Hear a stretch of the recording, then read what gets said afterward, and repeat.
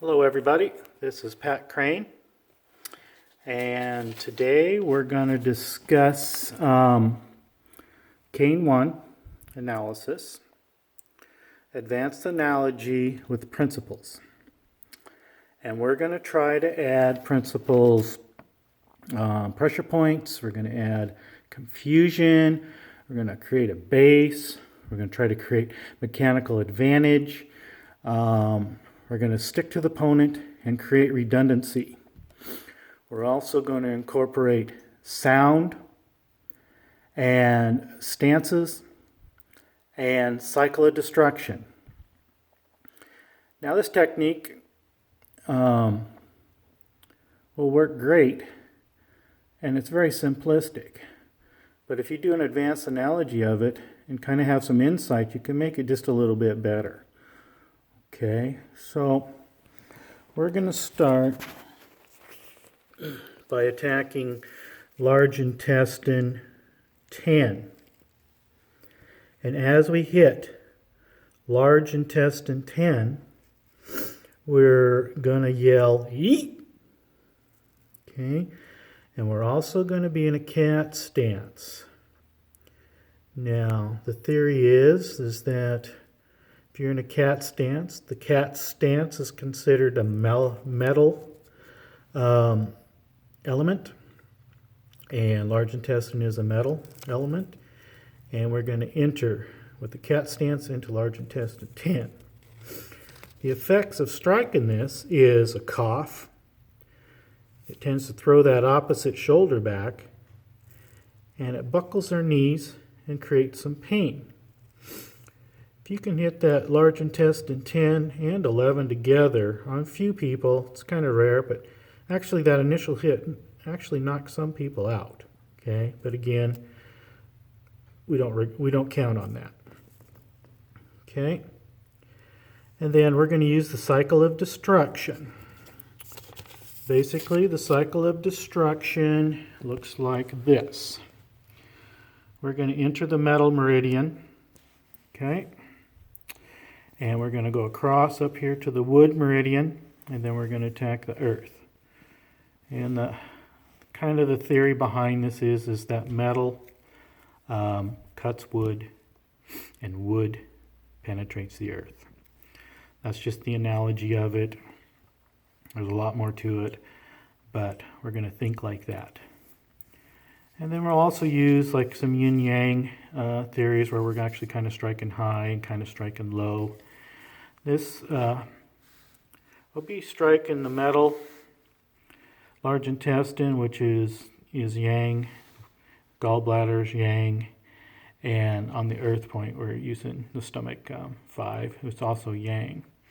But when we're doing all this with our with our left arm, and then with our right arm, or with the cane, we're actually going to strike this CV1, which is located between the testicles and the anus. And if you've ever ridden a bicycle and slipped off the pedal and landed here, not necessarily on your testicles, although that would hurt, okay? It totally takes all your energy out of you. Absolutely drains you of all energy. Okay, so that's the other point that we'll be attacking.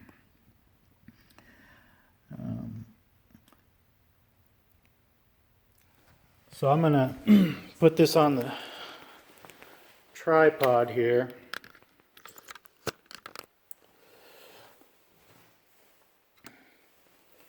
And basically, in a nutshell, we're blocking, striking, and hitting. Just all in one shot. Okay? When I strike this, I'm going to use the sound yeet. Okay? And every time my hand goes up, I'm going to try to use the term show. Okay? Which is upward motion. So it's basically yeet, show. And there's also, every time this comes up, that's upward motion. So that's show. So these strikes, a lot of times, are going to be together. Okay, they're both upward in the way they're set up. So depending, when you hit this arm, you're not sure whether these points here are going to present themselves with these points here. Okay, so we're not sure. Okay, just depends on how they turn. Okay, then after either this attack or this attack, this is the metal, this is wood. Okay, and then we're going to enter the stomach meridian here. Stomach 5, we're going to strike down here. Okay, like you're trying to come out through their foot, or you're going to strike up here with a little twist. Now, stomach 5 is kind of sits behind this bone a little bit, so you have to penetrate down into it or up into it, and you almost have to twist a little bit to pull it away from the bone, from where it hides. Okay, so, and again, you're going to maintain constant contact. You're going to be yelling, creating confusion. You're going to strike high and low at the same time. You're really trying to get up underneath the groin on the back side of it there. But either way, you will affect that. But it's just continuous. You come in here,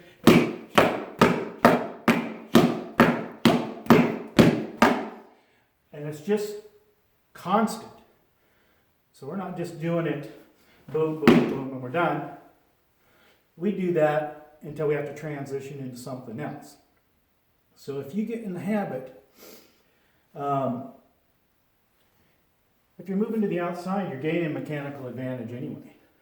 If you're moving to the outside, you're always going to hit metal, the metal meridian, okay?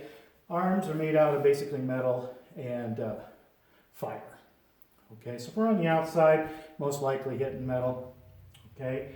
We're using the cycle of destruction, and we're adding an element of the stance and the yell. And each one of these things probably will increase your odds by 5%, okay? 5% each. But potentially, could be a knockout.